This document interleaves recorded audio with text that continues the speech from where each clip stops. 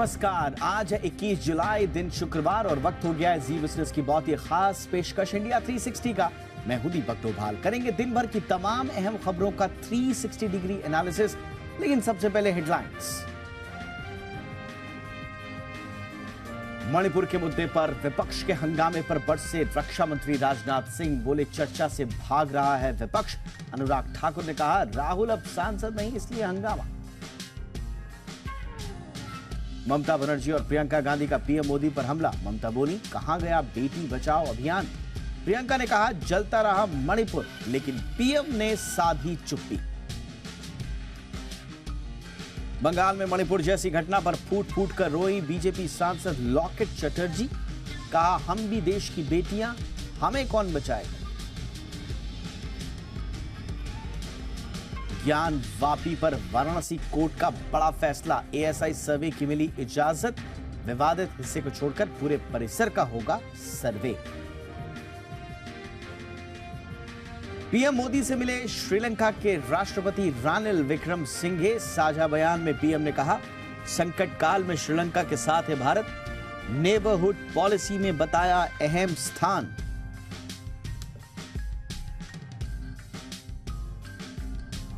मुंबई में भारी बारिश से बढ़ी मुसीबत। कई इलाके डूबे, सड़कें तालाब में तब्दील। रायगढ़ लैंडस्लाइड में अब तक मरने वालों का आंकड़ा पहुंचा 21।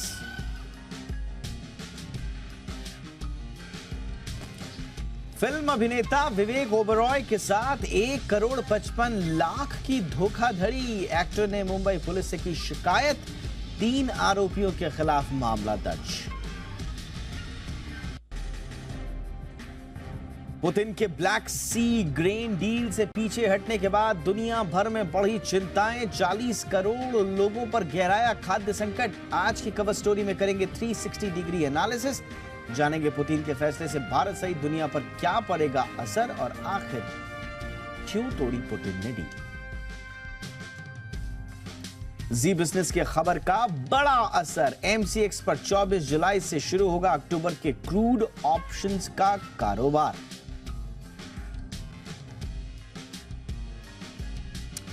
इन्फोसिस के खराब नतीजे बाजार पर पड़े भारी। 6 दिन की तेजी पर लगा ब्रेक।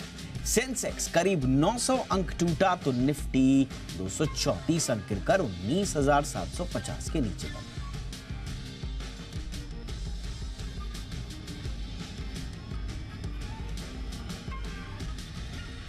ज्ञान वापी पर वाराणसी की कोर्ट ने बड़ा फैसला सुना दिया है। अदालत ने हिंदू पक्ष के हक में फैसला देते हुए ज्ञान वापी परिसर के एएसआई सर्वे को मंजूरी दे दी है। हालांकि इसमें विवादित हिस्सा शामिल नहीं होगा। एएसआई के सर्वे में वुजू खाने वाला हिस्सा शामिल नहीं है, और जहां पर हिंदू पक्ष की तरफ से पवित्र शिवलिंग मिलने का दावा किया गया है उसका भी सर्वे नहीं होगा। इसके अलावा किसी भी तरह से परिसर को नुकसान नहीं पहुंचाया जाएगा। कोर्ट ने इस फैसले के बाद एएसआई को 4 अगस्त तक का वक्त दिया है। एएसआई को 4 अगस्त तक रिपोर्ट सौंपकर यह बताना है कि वो सर्वे कब शुरू करेगा। एएसआई के साथ इस सर्वे में हिंदू और मुस्लिम पक्ष भी शामिल होंगे। हिंदू पक्ष की तरफ से डिमांड रखी गई है कि सुबह के समय ज्ञानवापी परिसर को पूरी तरह से खाली करके सर्वे किया जाए। हिंदू पक्ष लगातार यह दावे करता रहा है कि ज्ञानवापी परिसर की दीवार पर कई हिंदू प्रतीक और देवी देवताओं के अवशेष पहले से हैं। इसी आधार पर दावा किया जाता है कि ज्ञानवापी असल में आदि विश्वेश्वर महादेव का मंदिर था, जिसे ध्वस्त करके उसकी जगह पर ज्ञानवापी मस्जिद का निर्माण कर दिया गया। मुस्लिम पक्ष ने सर्वे को रोकने की कोशिश की थी। हालांकि आज कोर्ट की तरफ से एएसआई का सर्वे का निर्देश दे दिया गया है। हमने कहा है कि जो सेंट्रल डोम है उसके नीचे जो जगह है आज भी वहाँ पे हॉलो साउंड आ रही है, धप-धप की आवाज आ रही है, जिसको आर्टिफिशियल वॉल से बंद किया हुआ है। तो वहाँ पे जांच होनी चाहिए। हमारा ऐसा मानना और ऐसा क्लेम है कि वहाँ पे भी आदि विश्वेश्वर का मूल शिवलिंग बरामद होगा और उसकी जांच की बहुत जरूरत है। जीपीआर सर्वे द्वारा उसकी जांच की जाए। मामला न्यायालय में है, न्याय होना है। न्याय होने के पहले वस्तु स्थिति क्या है, सत्य क्या है, इसका पता लगाना चाहिए।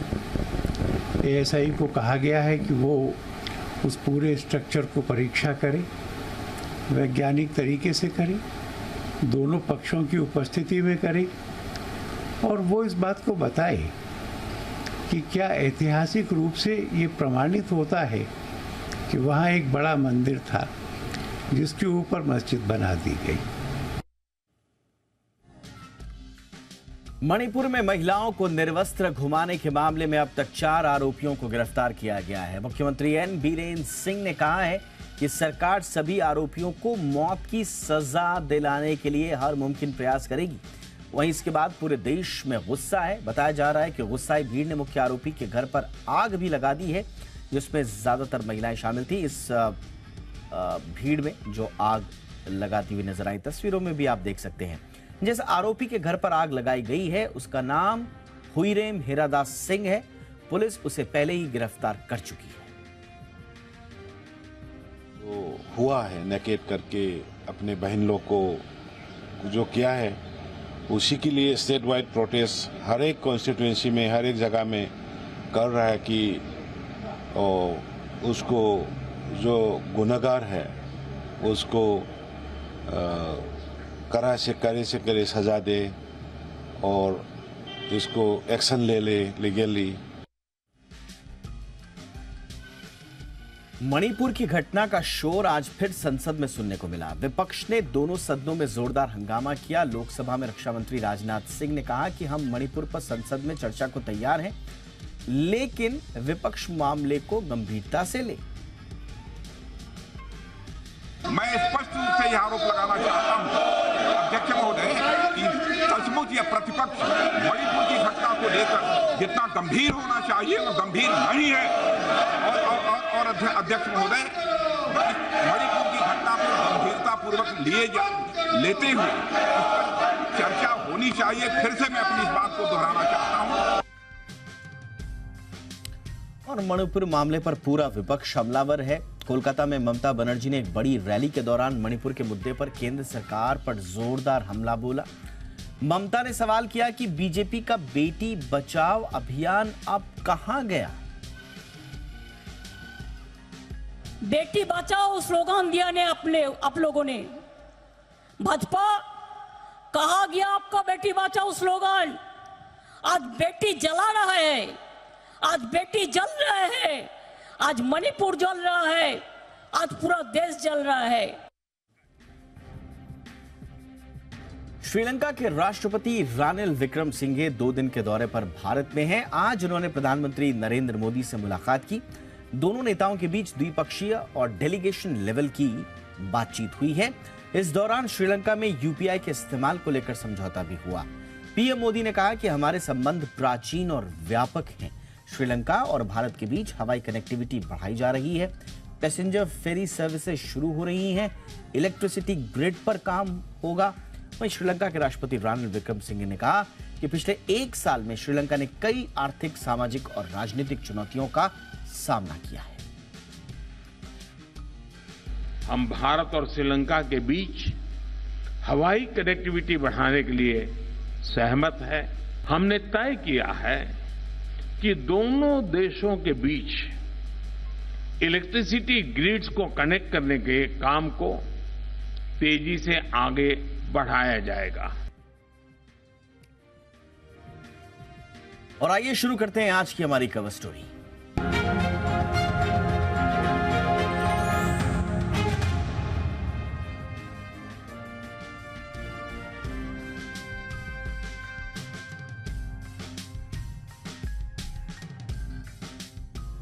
रूस के राष्ट्रपति व्लादिमीर पुतिन ने जब से ब्लैक सी में ग्रेन डील से हटने का ऐलान किया है, तब से दुनिया में गेहूं और मक्के की कीमतें बढ़ने लगी हैं। रूस ने साफ कह दिया है कि अगर कोई नागरिक जहाज ब्लैक सी में यूक्रेन के बंदरगाह की ओर बढ़ता है तो उसे मिलिट्री शिप माना जाएगा और स्वाभाविक रूप से हमला होगा। रूस का यह फैसला क्राइमिया के पुल पर हमले के कुछ देर बाद ही आया था। दूसरी तरफ यूक्रेन ने इस हमले से हालांकि इनकार किया। राष्ट्रपति पुतिन के प्रवक्ता दिमित्री पेस्कोव ने कहा कि इस समझौते को खारिज करने का हमले से संबंध नहीं है, ये रूस का कहना है।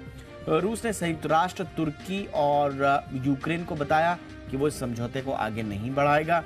इस डील के खत्म होने के बाद दुनिया भर में 40 करोड़ लोगों पर खाद्य संकट गहराने लगा है। यही नहीं, भारत में खाने के तेल की कीमतें भी बढ़ने लगी हैं। यूक्रेन गेहूं, मक्का, सूरजमुखी के तेल, जौ और खाद के सबसे बड़े उत्पादक देशों में से एक है। इस डील के खत्म होने का सबसे ज्यादा असर Yemen, Ethiopia, Somalia, Libya, Syria, Iraq और पाकिस्तान जैसे देशों में देखने को मिल रहा है, क्योंकि यूक्रेन की पैदावार का सबसे बड़ा हिस्सा इन्हीं देशों में जाता था। रूस के इस फैसले की दुनिया भर में आलोचना भी हो रही है, क्योंकि इससे दुनिया के सबसे गरीब देश सबसे ज्यादा प्रभावित होंगे, क्योंकि वहां महंगाई काफी हद तक बढ़ गई है। रूस ने 2014 में क्रीमिया और सेवस्तोपोल के ब्लैक सी पर, जो उसका इलाका है, उस पर कब्जा कर लिया था, और इसके अलावा कई बड़े बंदरगाह पर भी रूस ने कब्जा कर लिया था, और इसी रास्ते यूक्रेन अपना अनाज बाहर भेजता था। लेकिन जब से रशिया ने यूक्रेन पर हमला किया और युद्ध शुरू हुआ, उसके बाद से यह रास्ता बंद हो गया था। रूस की इजाजत के बिना कोई भी जहाज इस रास्ते से नहीं निकल सकता था। ऐसे में अनाज और खाद की सप्लाई ठप पड़ गई। इसके बाद यूनाइटेड नेशंस और तुर्की ने मिलकर पुतिन को मनाया, एक समझौता हुआ ताकि वो ब्लैक सी से आने वाले अनाज की सप्लाई को ना रोके। और इसके बाद जुलाई 2022 में तुर्की में समझौता हुआ। इस समझौते के तहत यूक्रेन को अनाज की सुरक्षित सप्लाई का हक मिल गया। रूस ने कहा कि हम ये सुनिश्चित करेंगे कि यूक्रेन का अनाज दुनिया में पहुंचे, हम कोई हमले भी नहीं करेंगे। रूस ने अनाज के जहाजों पर हमला नहीं करने का फैसला किया, और इसी को कहा जाता है ब्लैक सी ग्रेन डील, या हिंदी में काला सागर अनाज समझौता। लेकिन बीच बीच में जब इस डील के रिन्यू होने की बात आती है, तब तक पुतिन, रशिया ये कहता रहा है कि हम डील में आगे नहीं बढ़ सकते। इस साल की शुरुआत में फरवरी में भी रशिया ने साफ कह दिया था कि हम आगे नहीं बढ़ेंगे, और इसके पीछे जो पश्चिमी देशों का रवैया है वो जिम्मेदार है। दूसरा, पुतिन ये भी आरोप लगाते रहे, रशिया ये भी आरोप लगाते रहे कि ये जो ग्रेन यहाँ से जा रहा है इसको गरीब देशों में जाना चाहिए, लेकिन वहां जा नहीं रहा है। 4% से भी कम गरीब देशों में ये अनाज पहुंचा। इस तरह के आरोप रशिया लगाता रहा है। 17 जुलाई को इस बार तो रूस ने डील को तोड़ ही दिया। ब्लैक सी ग्रेन डील खत्म होने के पीछे रूस के राष्ट्रपति ने जवाब भी दिया। उन्होंने कहा कि पश्चिमी देशों ने इस समझौते के तहत अपनी जिम्मेदारियों को नहीं निभाया, इसलिए हम ये डील कैंसिल कर रहे हैं। दूसरी तरफ जानकार कह रहे हैं कि समझौते से बाहर आना रूस की रणनीति का हिस्सा है। रूस अपने ऊपर लगे प्रतिबंधों में राहत चाहता है। रूस चाहता है कि उसके कृषि बैंक रोसेल खोज बैंक को स्विफ्ट में फिर से शामिल किया जाए। पुतिन ने बार बार ये आरोप लगाए हैं कि इस अनाज समझौते से रूस को वो फायदे नहीं मिले हैं जिसका वादा इस समझौते के दौरान किया गया था। इधर यूक्रेन के राष्ट्रपति ज़ेलेंस्की का कहना है कि यूक्रेन अनाज का निर्यात करते रहना चाहता है। उन्होंने कहा कि समझौता 2 देशों के बीच हुआ, इस पर रूस ने हस्ताक्षर किए हैं, लेकिन रूस इस समझौते से पीछे हट गया। लेकिन हम डरेंगे नहीं, ये ज़ेलेंस्की कह रहे हैं। अगर तुर्की अपने रास्ते यूक्रेन के जहाज को गुजरने की इजाजत देता है तो यूक्रेन अनाज की सप्लाई के लिए तैयार है। फिलहाल ताजा स्थिति यह है कि रूस ने लगातार चौथे दिन यूक्रेनी फूड एक्सपोर्ट केंद्रों पर बम बरसाए हैं। पश्चिम का कहना है कि रूस जानबूझकर ऐसा कर रहा है ताकि वो धमकी देकर प्रतिबंधों पर सौदेबाजी कर सके। अमेरिका यह आशंका भी जाहिर कर चुका है कि रूस उसके नागरिक जहाजों पर भी हमला कर सकता है। चिंता इस बात की है कि मामला थमने की जगह और बढ़ रहा है, क्योंकि यूक्रेन ने भी रूस की ओर जाने वाले जहाजों के बारे में मिलिट्री एक्शन की चेतावनी जारी की है। मामले को और तनावपूर्ण बना दिया है। इस बीच भारत का पक्ष, भारत ने काला सागर अनाज पहल को जारी रखने में संयुक्त राष्ट्र महासचिव के प्रयासों का समर्थन किया है और वहां वर्तमान गतिरोध के बहुत जल्द ही समाधान होने की उम्मीद जाहिर की है। हालांकि चिंताएं हमारी भी बढ़ रही हैं। किस तरह की चिंताएं हैं हमारी? आलोक सिन्हा सर इस वक्त हमारे साथ जुड़ चुके हैं, पूर्व अपर सचिव कृषि मंत्रालय में रहे हैं और इस वक्त कृषि मामलों के जाने माने जानकार। आलोक सर, बहुत बहुत स्वागत। सर, पहले तो मैं भारत की बात से शुरू करूंगा। इस ग्रेन डील से रूस के बाहर आने का क्या भारत पर किसी तरह के संकट की सुगबुगाहट देख रहे हैं आप?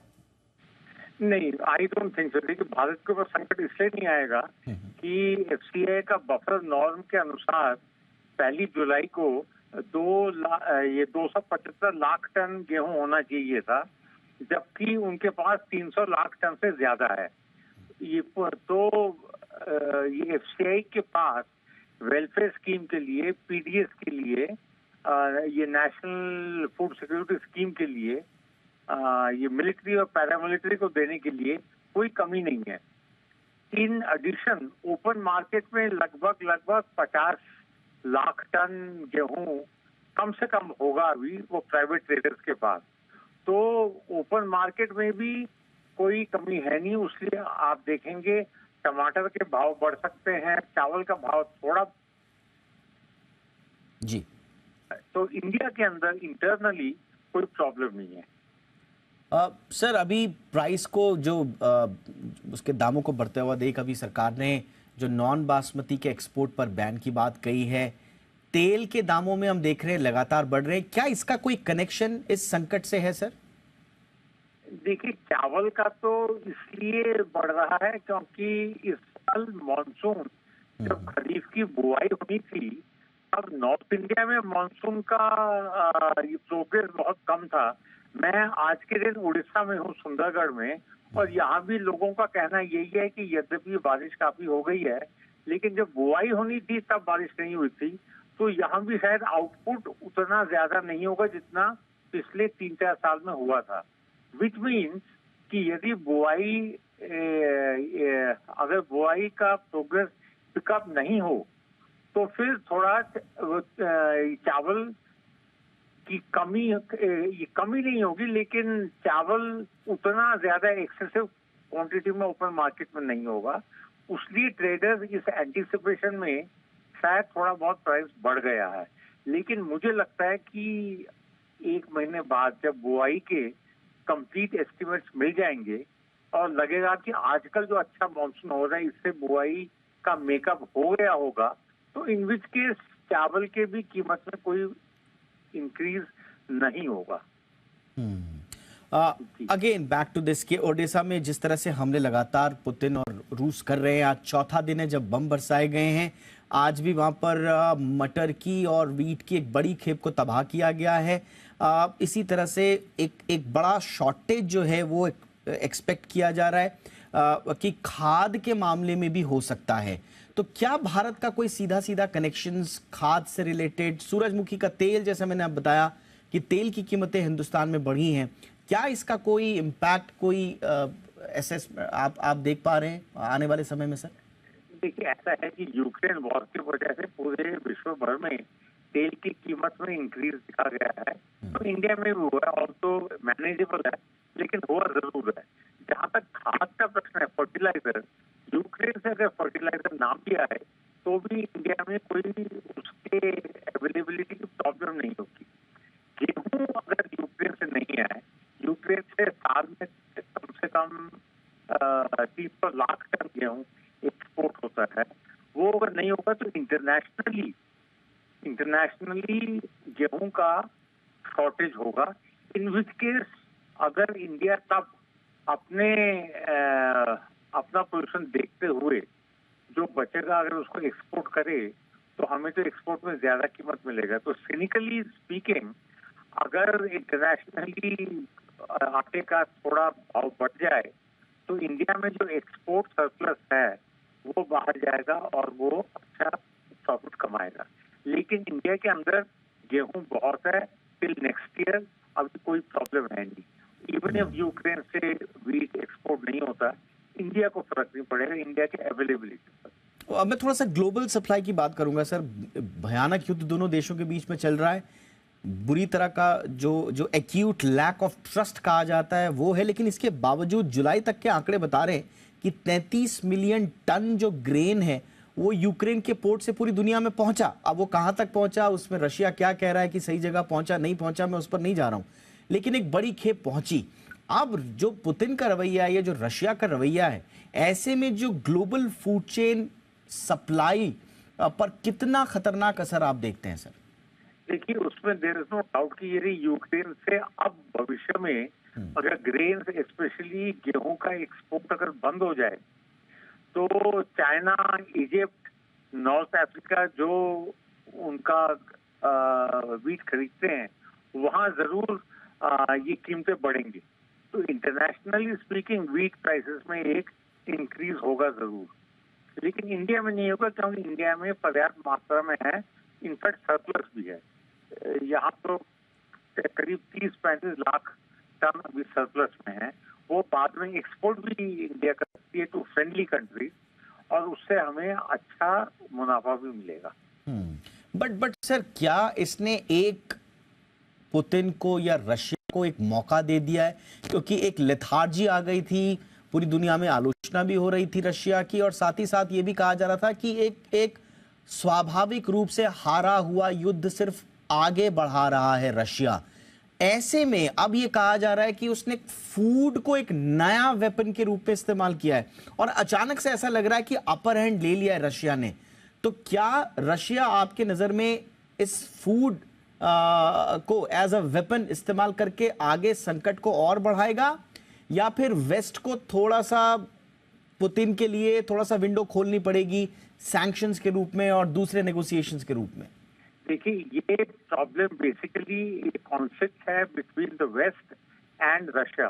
इसमें यूक्रेन बीच में फंस गया है, तो इसमें केवल पुतिन या रशिया को ब्लेम देना ठीक नहीं होगा। जहां तक मेरी जानकारी है, ऑल्दो मैं जियोपॉलिटिकल एक्सपर्ट नहीं हूँ, जहां तक मेरी जानकारी है, पुतिन साहब ने 2 बार सीज फायर ऑफर किया था, लेकिन यूक्रेन ने जिसके भी कहने पे कहा कि हम सीज फायर एक्सेप्ट नहीं करेंगे जब तक रशिया पूरा का पूरा वहां से विड्रॉ न करे।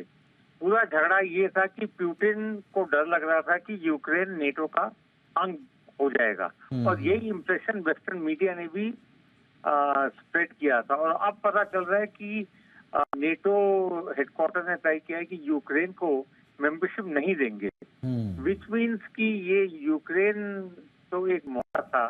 ये वर्ल्ड वाइड कॉन्फ्लिक्ट है between the West and Russia. इसमें यूक्रेन को नेटो का मेंबरशिप दिलाने के डर से जो रशिया यूक्रेन के अंदर घुस गया, वो डर अब लगता है कि बेसलेस। मतलब अब तो नेटो ने ऑफिशियली कह दिया कि यूक्रेन को हम मेंबरशिप नहीं देंगे, और यूक्रेन के प्रेसिडेंट ज़ेलेंस्की भी अब थोड़े एम्बैरेस्ड हैं। तो आई थिंक पूरे विश्व के लिए बड़ा अच्छा होगा यदि वहाँ सीज फायर हो जाए, जैसे हमारे गवर्नमेंट ने भी कहा है, हमारे पीएम ने भी कहा है। ये युद्ध का युग नहीं है। वहाँ वेस्ट की मॉडर्न म्यूनिशंस और क्लस्टर बॉम्ब्स भी अब पंप कर रही है। आपको तो मालूम है कि क्लस्टर बम तो जिनेवा कन्वेंशन में बैंड है। तो वहाँ कई फोर्सेस हैं जो इस वॉर को मोटिवेट कर रहा है, इंक्रीज कर रहा है। वहाँ सीज फायर की बड़ी आवश्यकता है पूरी दुनिया के लिए, एंड स्पेशली यूक्रेन के लिए। एब्सोल्युटली। अब देखना ये होगा, वाकई में बड़ा दिलचस्प मोड़ पे ये युद्ध आ चुका है। लेकिन जो वेस्ट जो आरोप लगा रहा है पुतिन पे कि अब उन्होंने फूड को एज अ वेपन इस्तेमाल करना शुरू कर दिया है, और उसके इम्पैक्ट भी दिख रहे हैं। अचानक से वापस चिंताएं बढ़नी शुरू हो गई हैं। वेस्ट में युद्ध को वापस प्रमुखता से अब जगह मिलने लगी है। अब पूरी दुनिया का ध्यान एक बार फिर से, जैसे हम कह रहे थे कि एक लार्जी का भाव आ गया था, लेकिन वापस से अब इस पे दिलचस्पी लोगों की बढ़ रही है, चिंताओं के साथ साथ दिलचस्पी। लेकिन वो राहत भरी नहीं है, चिंताओं वाली है, क्योंकि खाद्य संकट का सवाल है। 40 करोड़ लोगों के खाद्य संकट को पैदा कर सकता है रशिया का ताज़ा फैसला। तो अब ये आगे निर्णायक मोड़ लेता है युद्ध, या फिर कहीं नेगोशिएशंस होते हैं, सीज फायर होता है, उसकी क्या भूमिका बनेगी, क्या पृष्ठभूमि बनेगी, इस पर हमारी नजर रहेगी। फिलहाल बहुत बहुत शुक्रिया आलोक सिन्हा सर, आपने हमारे दर्शकों के लिए वक्त निकाला। Thank you sir. ये दिन भर की दूसरी बड़ी और अहम खबरों पर नजर डाल लेते हैं टॉप न्यूज में। शुरुआत पश्चिम बंगाल से। पश्चिम बंगाल की मुख्यमंत्री ममता बनर्जी की सुरक्षा में चूक का मामला सामने आया है। नूर आलम नाम का एक शख्स ममता के कालीघाट स्थित घर में घुसने की कोशिश कर रहा था। पुलिस ने उसे गिरफ्तार कर लिया। पकड़े गए शख्स की कार्ट से एक बंदूक मिली है, एक चाकू मिला है और कुछ मादक पदार्थ मिले हैं। घटना के वक्त ममता बनर्जी घर पर मौजूद थी। कोलकाता पुलिस ने बताया कि आरोपी की कार पर पुलिस का स्टिकर लगा हुआ था। उसके पास बीएसएफ और दूसरी एजेंसियों के कई आईडी कार्ड्स भी मिले हैं। आरोपी का कहना था कि वो सीएम से मिलने आया था। मोदी सरनेम केस से जुड़े मामले में सुप्रीम कोर्ट ने गुजरात सरकार और राज्य के पूर्व मंत्री पूर्णेश मोदी को नोटिस जारी किया है। कांग्रेस नेता राहुल गांधी की याचिका पर सुनवाई करते हुए सुप्रीम कोर्ट ने आज ये नोटिस जारी किया है। पूर्णेश मोदी ने नोटिस का जवाब दाखिल करने के लिए कोर्ट से 21 दिन का समय मांगा है, लेकिन कोर्ट ने उन्हें दिए 10 दिन। मामले की अगली सुनवाई 4 अगस्त को होगी। राहुल गांधी ने 2019 में मोदी सरनेम को लेकर एक बयान दिया था। इसके खिलाफ बीजेपी विधायक पूर्णेश मोदी ने मानहानि की शिकायत दर्ज की। मामले में सूरत कोर्ट ने राहुल को 2 साल की सजा सुनाई और इसके बाद उनकी संसद सदस्यता चली गई थी। प्रधानमंत्री नरेंद्र मोदी कल सुबह वीडियो कॉन्फ्रेंसिंग के जरिए रोजगार मेले के तहत 70,000 से ज्यादा अपॉइंटमेंट लेटर बांटेंगे। केंद्र सरकार की ओर से 9 महीने में यह 7वां रोजगार मेला होगा। अब तक 4,33,000 युवाओं को नौकरी मिल चुकी है। प्रधानमंत्री ने 2022 में रोजगार मेले का पहला फेज शुरू किया था। पीएम ने कहा था कि सरकार का लक्ष्य देश के युवाओं को 2023 के अंत तक 10 लाख सरकारी नौकरियां देने का है। छत्तीसगढ़ में ईडी ने एक बार फिर छापेमारी की है। ईडी की टीम ने रायपुर, बिलासपुर, कोरबा में कारोबारियों और अफसरों के घर में कार्रवाई की। रायपुर के देवेंद्र नगर स्थित ऑफिसर कॉलोनी में आईएएस ऑफिसर रानू साहू के घर पर भी ईडी ने जांच की है। कोरबा में निगम कमिश्नर प्रभाकर पांडे के घर सुबह 5 बजे ईडी की 5 सदस्यीय टीम पहुंची थी। ईडी की टीम ने 7 सीआरपीएफ के जवान भी पहुंचे थे। आपको बताएं कि कोयला घोटाले के साथ ही मार्कफेड में पीडीएस घोटाले के सिलसिले में भी जांच चल रही है। महाराष्ट्र में मुंबई समेत कई जिलों में लगातार बारिश हो रही है और इसके चलते हालात बदतर हो गए हैं। मुंबई के कई इलाकों में जगह जगह जल भराव है। सड़कों पर घुटनों तक पानी भरा हुआ है। शहर के अधिकांश हिस्सों में भारी बारिश हुई है, जिससे अंधेरी, कुर्ला, घाटकोपर, चेंबूर और कुछ अन्य स्थानों पर निचले इलाकों में जल भराव हो गया। आईएमडी ने राज्य के कई जिलों में इस हफ्ते के दौरान और तेज बारिश की चेतावनी दी है। आईएमडी ने मुंबई, ठाणे, रायगढ़, रत्नागिरी के लिए बारिश का ऑरेंज अलर्ट जारी किया है, जबकि पालघर जिले के लिए रेड अलर्ट जारी किया गया है। उधर महाराष्ट्र के रायगढ़ में बारिश के बाद हुए लैंडस्लाइड में अब तक 21 लोगों की मौत की पुष्टि हो गई है। पहाड़ी इलाका होने की वजह से रेस्क्यू ऑपरेशन में एनडीआरएफ की टीमों को काफी मुश्किलें भी आ रही हैं, लेकिन आपको बताएं कि 100 से ज्यादा लोगों के मलबे में फंसे होने की आशंका जाहिर की जा रही है। जिले में पिछले 48 घंटों से लगातार बारिश हो रही है और इसकी वजह से रेस्क्यू ऑपरेशन बार बार बाधित भी हो रहा है। दिल्ली के मेडिकल स्टोर वाले ग्राहकों को बिना डॉक्टर के पर्चे की दवाइयां नहीं बेच पाएंगे। दिल्ली सरकार ने मेडिकल स्टोर पर बिना प्रिस्क्रिप्शन के दवा बेचने पर रोक लगा दी है। एक रिपोर्ट के मुताबिक सरकार ने बैक्टीरिया संबंधित बढ़ती बीमारियों के चलते फैसला लिया है। आदेश के मुताबिक बिना डॉक्टर के पर्चे पर मेडिकल स्टोर वाले एस्पिरिन और इबुप्रोफेन जैसी दवाएं नहीं बेच पाएंगे। दिल्ली में इन दिनों डेंगू और चिकनगुनिया के मामले बढ़ते जा रहे हैं। सरकार का कहना है कि अगर कोई इन दवाइयों को लेता है तो फिर इन बीमारियों का जांच में पता लग पाना मुश्किल हो जाता है।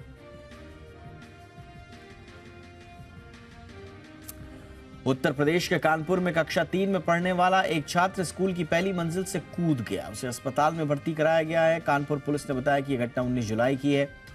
पुलिस के मुताबिक घटना कानपुर के किदवई नगर स्थित एक स्कूल की है। छात्र के दोस्तों ने बताया कि छुट्टी से पहले बच्चा पानी भरने गया था, जहां कुछ छात्र पहले से मौजूद थे। इस दौरान बच्चों के बीच सुपर हीरो की तरह कूदने की बात होने लगी और शर्त लग गई। इसके बाद वो पहली मंजिल से कूद गया और ये पूरी घटना सीसीटीवी कैमरे में कैद हो गई।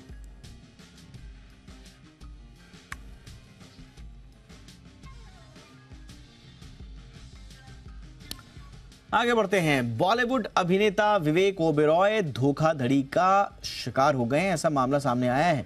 आरोप है कि विवेक के ही बिजनेस पार्टनर्स ने उन्हें 1,55 लाख का चूना लगा दिया। विवेक ओबेरॉय ने पूरे मामले की शिकायत पुलिस से की है। जानकारी के मुताबिक उनके पार्टनर ने एक इवेंट और फिल्म निर्माण फर्म में अच्छे रिटर्न का वादा करके निवेश करने को कहा था। इसके बाद विवेक ओबेरॉय ने अपने पार्टनर को पैसे दे दिए और इन पैसों से एक कंपनी तो बनाई गई, लेकिन निवेश करने की जगह इन पैसों का इस्तेमाल निजी तौर पर किया जाने लगा। पुलिस के मुताबिक इन पैसों का इस्तेमाल इंश्योरेंस के पेमेंट, जेवर खरीदने, वेतन निकालने में किया गया। फिलहाल विवेक ओबेरॉय की शिकायत के बाद उनके बिजनेस पार्टनर संजय, नंदिता और राधिका के खिलाफ मामला दर्ज कर लिया गया है।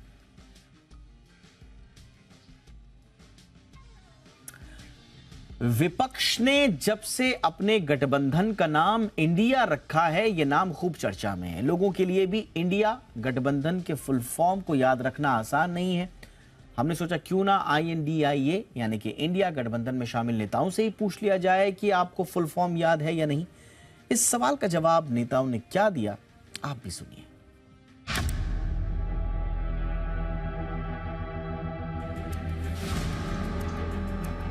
ये सभी नेता INDIA यानी इंडिया गठबंधन से जुड़े हैं। विपक्षी दलों के बने इस गठबंधन का नाम इन दिनों राजनीति के गलियारों से लेकर देश भर में चर्चा में है। लेकिन क्या आप जानते हैं इंडिया गठबंधन का फुल फॉर्म क्या है? चलिए विपक्ष के नेताओं से ही इसकी जानकारी आपको दिलवाते हैं। ये हैं समाजवादी पार्टी के नेता और सांसद HT हसन। समझाने की इसमें बात ही क्या है? सर इंडिया के फुल फॉर्म के साथ समझाते थे।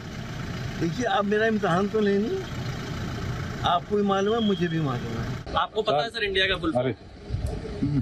जवाब दे दिया ना मैंने कि मुझे पता है। खैर, सवाल के जवाब में सवाल पूछा गया और इंडिया गठबंधन का फुल फॉर्म हमें नहीं पता चल सका। अच्छा सर, क्या आपको इंडिया का फुल फॉर्म पता है जो गठबंधन बना है? आप बच्चा समझते हैं? नहीं, मैं आपसे जानना चाहता हूँ। आप इस गठबंधन की बात कर रहे हैं, मैं आपसे जानना चाहता हूँ। निकलिए ना, मैं फिजिक्स में MSc PhD करके आया हूँ, आपकी तरह नहीं। यहाँ भी कांग्रेस नेता बिना जवाब दिए आगे बढ़ गए। अब आम आदमी पार्टी के सांसद और नेता हरभजन सिंह ने भी इस सीधे से सवाल का जवाब बड़ी मासूमियत के साथ दिया। आप भी देखिए। पक्ष का जो गठबंधन बना है उसका नाम टीम इंडिया रखा गया। क्या पूरे इंडिया के नाम बता पाएंगे कि क्या नाम क्या रखा है? इंडिया का नाम आपके सामने हुआ है, देखिए। और टीम इंडिया मतलब भारत, तो भारत के लिए वो देखिए वो टीम इंडिया बन रही है। खैर, हरभजन सिंह सवाल का जवाब हंसते हुए टाल गए और इंडिया गठबंधन का फुल फॉर्म यहाँ भी नहीं पता चल सका। लेफ्ट पार्टी के नेता ने थोड़ी हिम्मत दिखाई और चेहरे पर मुस्कुराहट के साथ बीजेपी पर निशाना साधा। क्या इंडिया गठबंधन का फुल फॉर्म बता पाए? आप खुद देखिए। India is India, very Indian start for India. BJP is really afraid of India. Left नेता ने इंडिया गठबंधन के फुल फॉर्म बताने की कोशिश की, लेकिन ज्यादा करीब नहीं पहुंच पाए। कांग्रेस नेता नासिर हुसैन ने तो बीजेपी से ही इंडिया गठबंधन का मतलब जानने की सलाह दे डाली।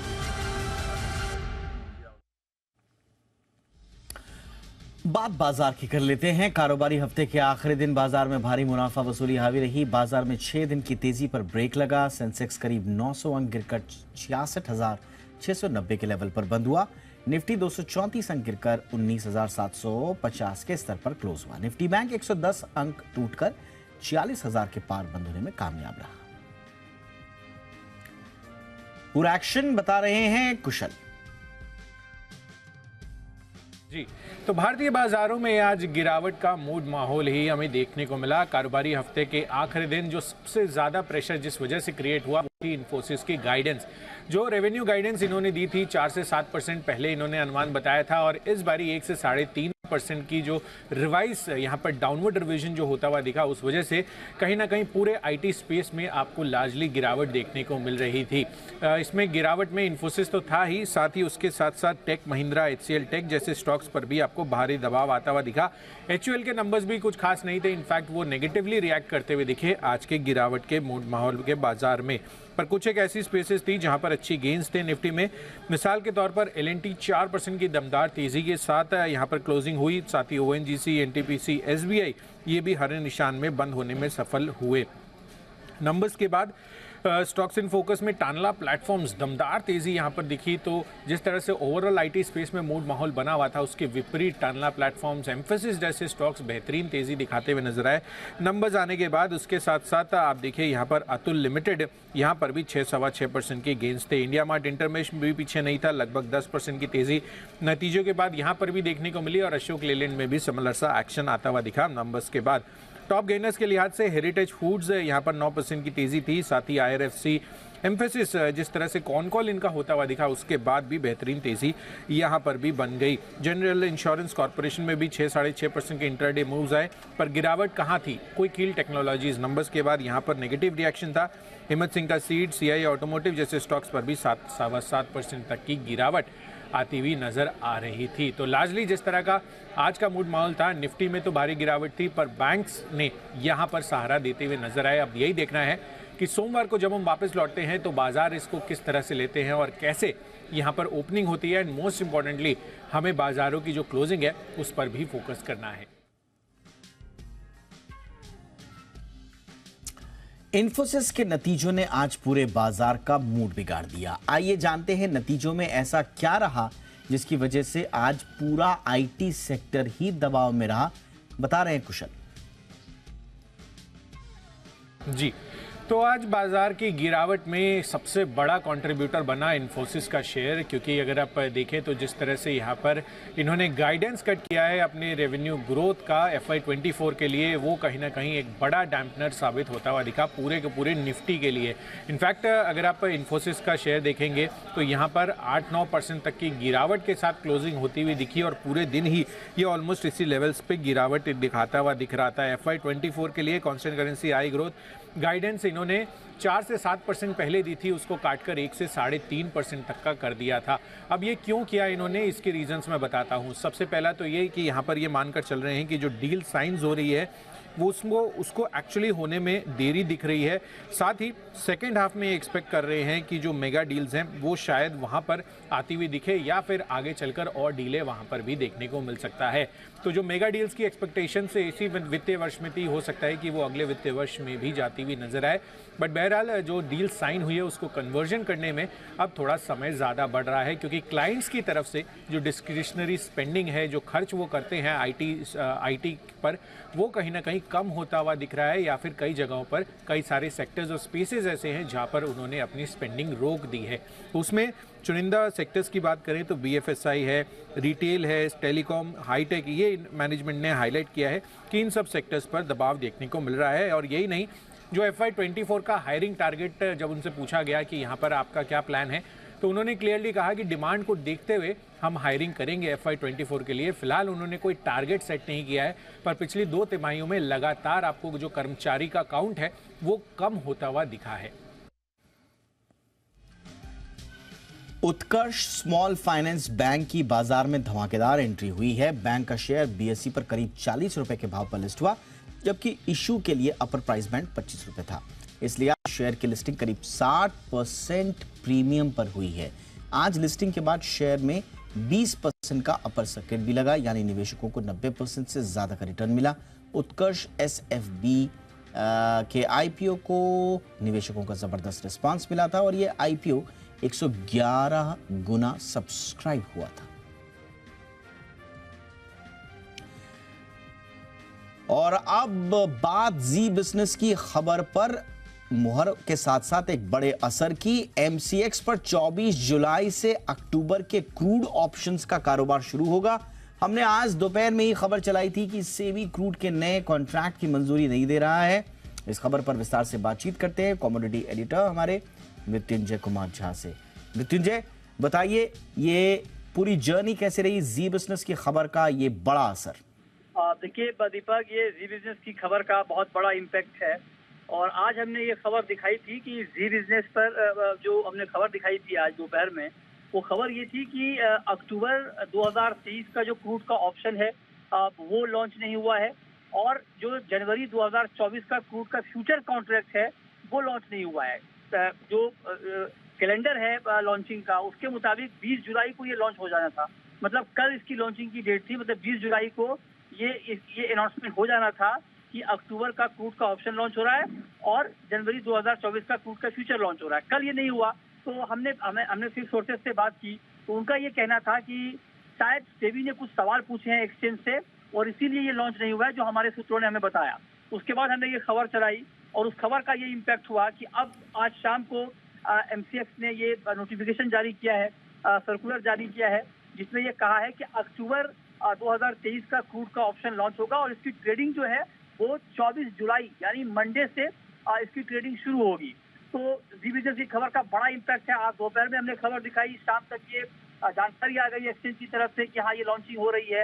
हालांकि जो जनवरी 2024 का क्रूड का फ्यूचर है उसकी लॉन्चिंग की डेट अभी नहीं आई है, वो लॉन्च का डिटेल अभी नहीं आया है। लेकिन हाँ ऑप्शन का आ गया है, और ऑप्शन का आना दीपक इसलिए महत्वपूर्ण है क्योंकि जो टोटल टर्नओवर है एमसीएक्स का ऑप्शन का, उसमें 80% से ज्यादा का टर्नओवर अकेले क्रूड के ऑप्शन से आता है।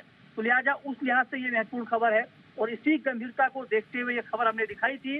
और हमारा मकसद ये था दिखाने का, क्योंकि एमसीएक्स के बहुत एमसीएक्स सबसे नंबर 1 एक्सचेंज है नॉन एग्री कमोडिटी में, लिहाजा बहुत सारे स्टेक होल्डर्स हैं, उनके लिए जानना समझना ये बहुत जरूरी है कि हो क्या रहा है।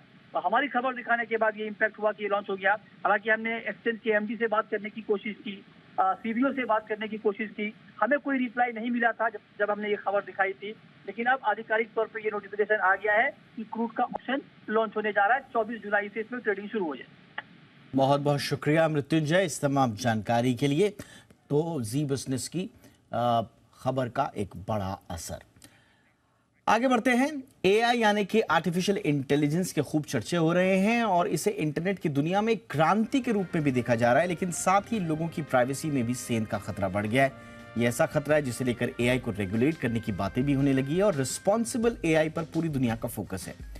टेलीकॉम रेगुलेटर ट्राई ने इसके लिए एक रेगुलेटरी फ्रेमवर्क बनाने की सिफारिश की है। क्या है इसमें, देखिए इस रिपोर्ट में।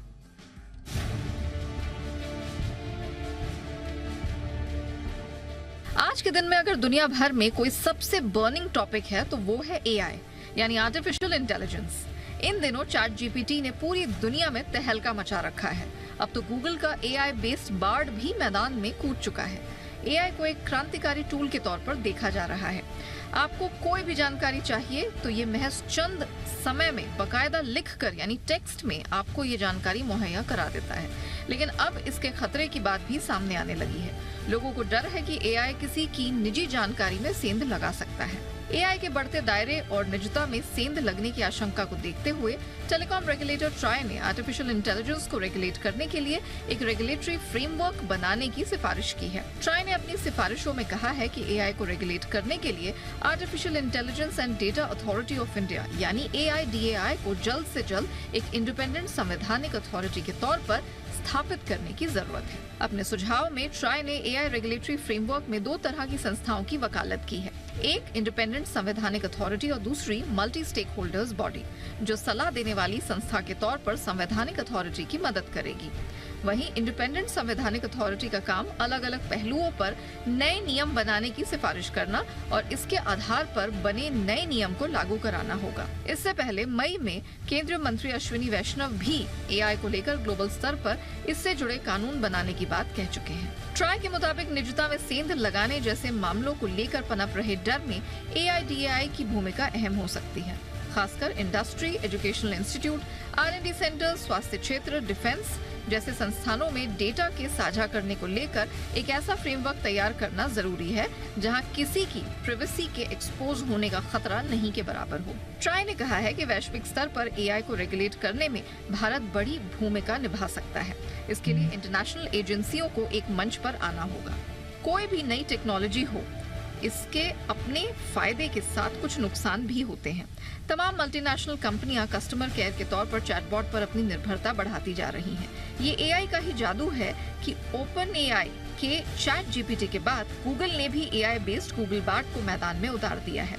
वहीं ट्विटर के मालिक एलन मस्क ने भी एआई चैटबॉट XAI लॉन्च कर दिया है। मार्क जुकरबर्ग की कंपनी मेटा कहां पीछे रहने वाली थी, उसने भी अपना एआई चैटबॉट लामा 2 पेश कर दिया है। दुनिया भर की निगाहें एआई चैटबॉट के बढ़ते बाजार पर लगी हुई हैं। ऐसे में ग्लोबल एजेंसियों की मदद से इसे रेगुलेट करने को लेकर बात शुरू हो चुकी है ताकि एआई की आड़ में किसी की निजी जानकारियों में कोई सेंध न लगा सके। ब्यूरो रिपोर्ट, जी मीडिया।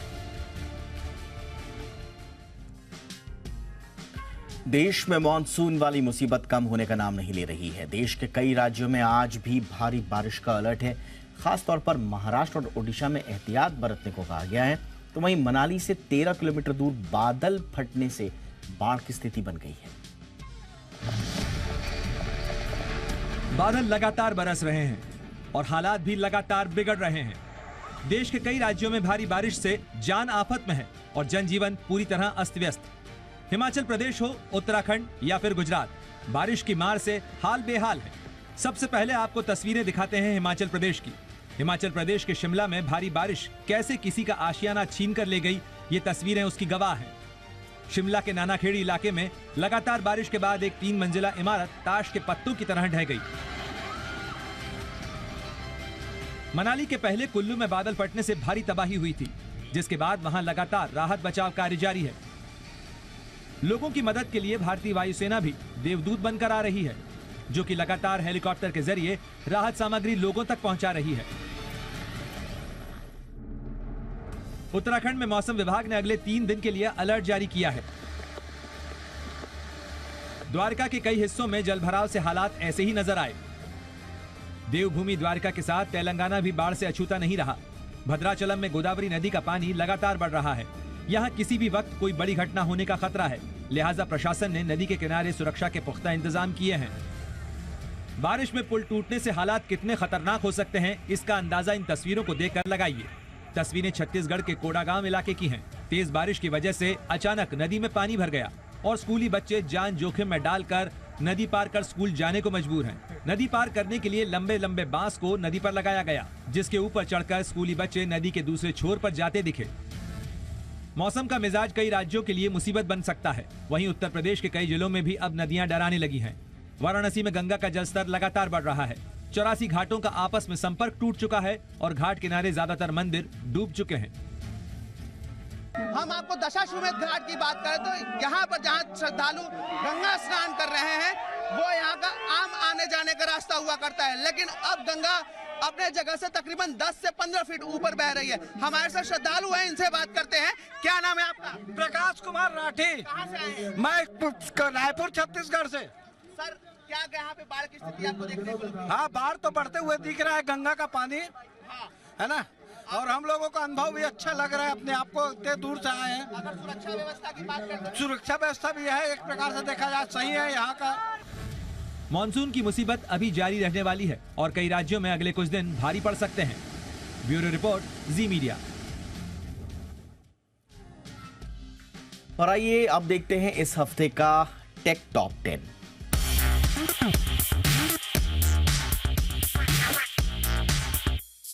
टेक्नोलॉजी सेक्टर में हर हफ्ते कई बड़े बदलाव होते हैं। इस हफ्ते एप्पल, रियलमी और नेटफ्लिक्स जैसी कंपनियां छाई रही। हेलो एवरीवन, मैं हूं मोहिनी भदौरिया। आप देख रहे हैं टेक टॉप 10। एप्पल के नए एप्पल जीपीटी से लेकर गूगल के नए एआई टूल तक, रियलमी के नए प्रोडक्ट्स लॉन्च से लेकर नेटफ्लिक्स की पासवर्ड शेयरिंग तक बहुत कुछ हुआ खास। तो चलिए देखते हैं।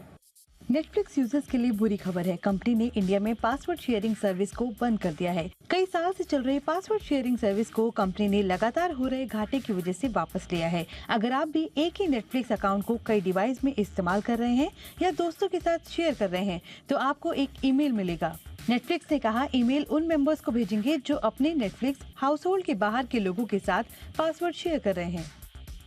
रियलमी ने इंडिया में लॉन्च कर दिए 2 नए products, Realme C53 smartphone, Realme pad 2 tablet. Realme की ये C सीरीज एंड्रॉइड 13 OS पर रन करती है। इसमें 108 MP कैमरा, 128 GB स्टोरेज और 5000 mAh बैटरी है।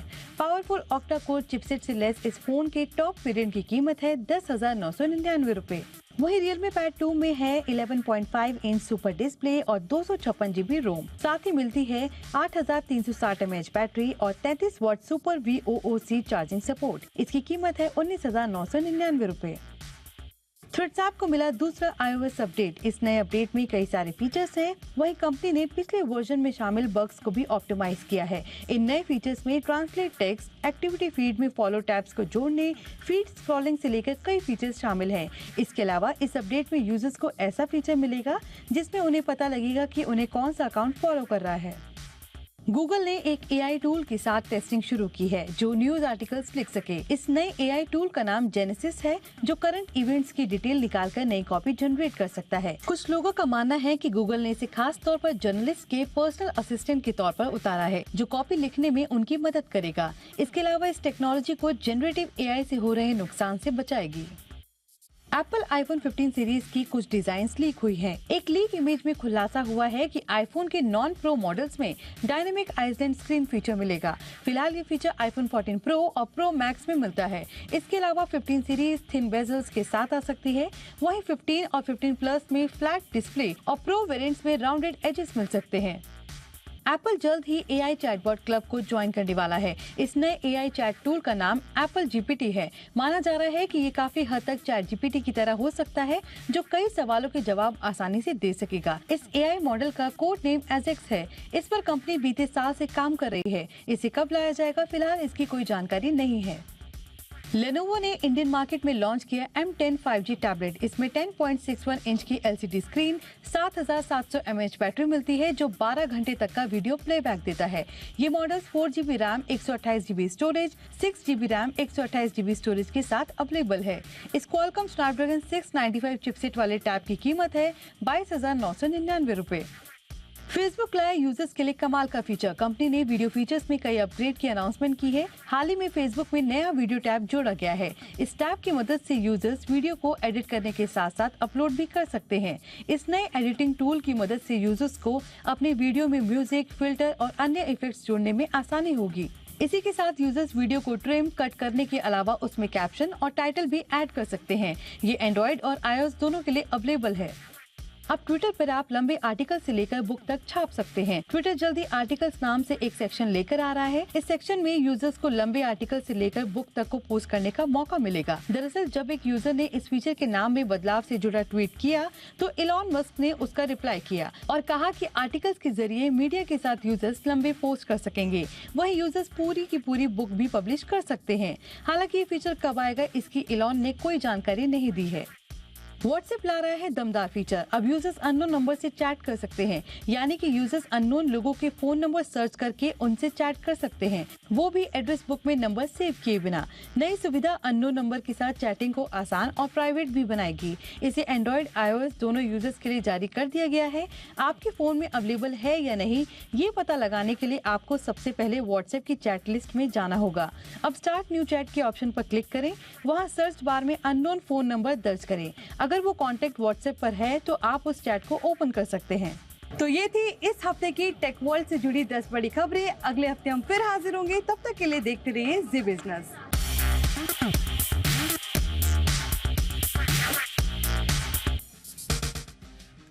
इंडिया 360 में आज बस इतना ही। इजाजत दीजिए। #ZIndia360 इस पर अपनी राय सुझाव जरूर भेजें। नमस्कार।